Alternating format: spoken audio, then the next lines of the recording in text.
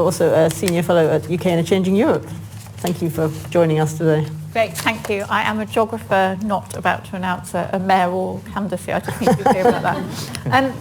But what I really appreciated about the report is the way that it covers a range of different localities and a range of different devolution deals. And I think that's actually really valuable, because quite a lot of work on devolution perhaps takes a deep dive into what's going on in Greater Manchester, or looks particularly at the sort of challenges of county deals, and doesn't take this kind of cross perspective, which I thought I really appreciated.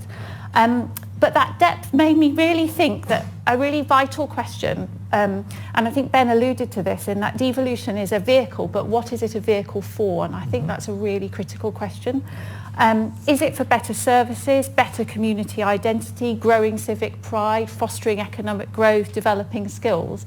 I think there's an argument that it's probably for all of those, and maybe the balance of which one of those dominates is different in different places. But I think being clear about what devolution is for and what the aims are is really important.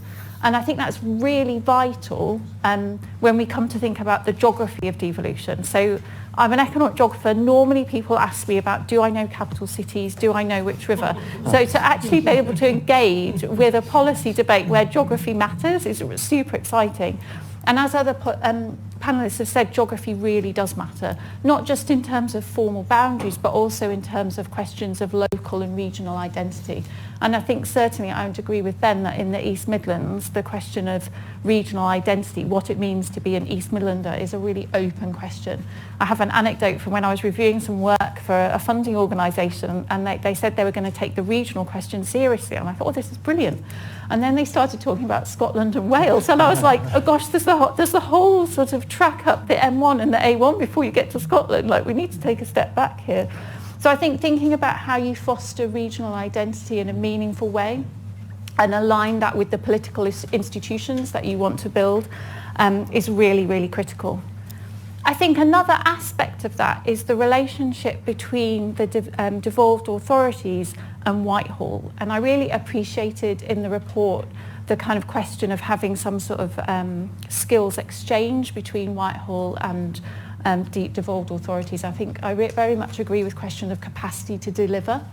And for me, this is also linked to the importance of not patronising regions and the people who live there.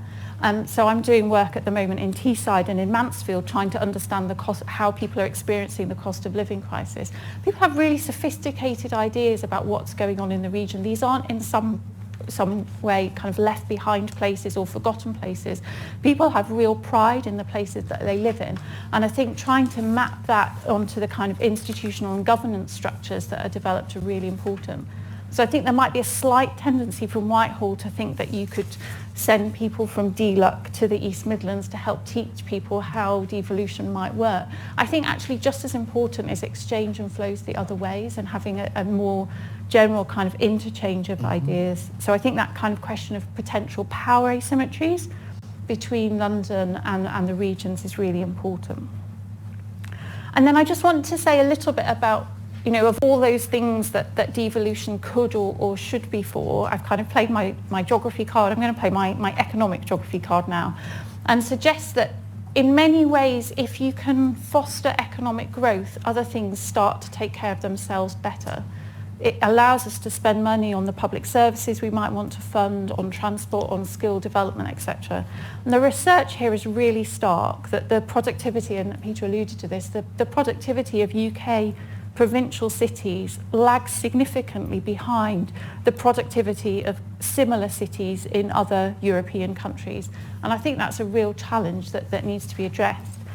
The latest research suggests that sort of what mechanisms you might use to do that. One would be around transport, and one would be around skills. So I was really pleased that they came through strongly in the report, and they were mentioned by other panellists. But just to give you an example of the scale of the challenge, figures for the last financial year suggested that funding per head of transport in London was over £1,000. In the East Midlands, it was less than £400 and was actually one of the lowest in the UK. So I think thinking about, what you might use these deals for, what sort of vehicle they might be for, one would be really prioritising transport. And I think the other would be around skills. And here I think we need to have quite a nuanced discussion about what sort of skills for what sort of jobs. And the evidence as a researcher would suggest that thinking particularly about STEM skills, be that graduate or higher order kind of college STEM skills, might be where you get the biggest bang for your buck, so to speak. Thank you.